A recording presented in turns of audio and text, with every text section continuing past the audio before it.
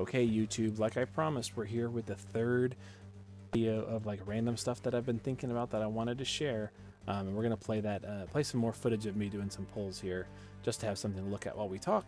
And so last time we talked about quests that I think that you should do, and there's another one, another similar thing out there for silver chests that I think you should open. And just like quests, there's lots of silver chests that are not worth your time to open. You might get like there's a lot of recipes for abilities and things that are not that good, but there are some that are very good to make. And I thought I would pop those up here and we could talk about which ones you should focus on and where you can find them. So if you're not familiar with the concept of silver magic keys, silver chest magic keys, you have to craft the keys in the crafting menu. But the good news there is that every time you craft one, you get a potential ability crystal, which helps you make more stuff. And then also it counts as credit towards your total items crafted, which is useful for like doing those beginner quests and stuff like that. So magic keys, craft them to open the chests, the silver chests, but some are better than others, and they are kind of a finite resource.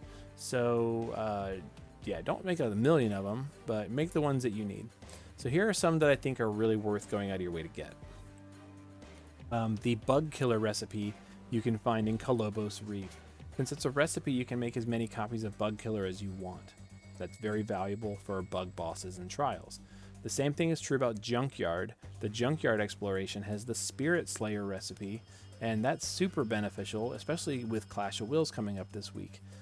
The boss is at least part spirit, fairy type, and there's not very many Spirit Slayer materials out there, so being able to craft as many as you want and make, even though it's only 50% in physical only, it's a way to get more Spirit Killer on your units, and you're going to want that.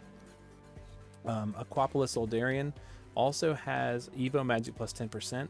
We have better things out there now that do more than this, but at the beginning of the game, Evo Magic is a decent way to cap your chains and do some pretty good damage with summoners.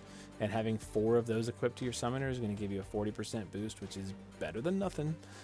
So it's pretty good. Kind of rare to get that at the beginning of the game, so decent. The next two, Auto Protect and Auto Shell from the Ghost Ship and Raven's Hideaway. So in the beginning, Auto Protect and Auto Shell was stupid. It didn't do very much. It gave you like a 20% boost to your spirit and defense or something like that. Like totally not worth it. But with the revamp that we got to Green Magic, Auto Protect and Auto Shell suddenly become very useful because they provide a bigger boost to defense and spirit, a really good buff with mitigation risk boost as well. So it's going to like reduce the damage you take from physical and magical attacks based on Protector Shell. And even better than that, if you've got a unit that you know is going to be in like their base form the whole time, you can put these abilities on their shift form, and then on the first turn just shift them down to the base form, and then they'll keep those buffs as long as they are not dispelled. So it's very useful way to kind of like protect yourself against ambushes and kind of beef up your units a little bit to have a little more protection. Even if they do lose it, you can shift forms, stay in that shift form for a turn, and then get their buff back and come back to the base form. So it's very useful to do that. Auto Faith and Auto Bravery are as well, but you don't get those from silver chests that I'm aware of. At least they're not on the wiki. You might be able to find them in the the ability crafting area for more information. So that's useful. But Auto Shell, Auto Protect, definitely good. Ways to kind of like beef up your defense. And then the last one, Downtown Zoldad, has the Bird Killer recipe. And why is that important? Because we recently had the Bird Killer trial, Archeo Avius, and you need Bird Killer materia to craft Bird Killer Plus. So here you go. You can use this to make as many Bird Killers as you want, and thus as many Bird Killer Pluses as you want, and go killing birds in the game. Don't kill birds in real life. Birds are a very beneficial part of our environment. And they're smart too. Like, they're cool animals.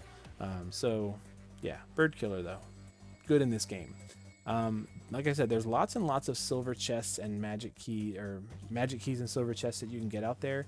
But a lot of them in the later portion of the game are things like Diamond Robe and Platinum Dagger. Like it's just nothing that's even that good. You can buy the Diamond Robe and the Platinum Dagger in the Guild store, so I don't know why you have to bother finding it in a chest.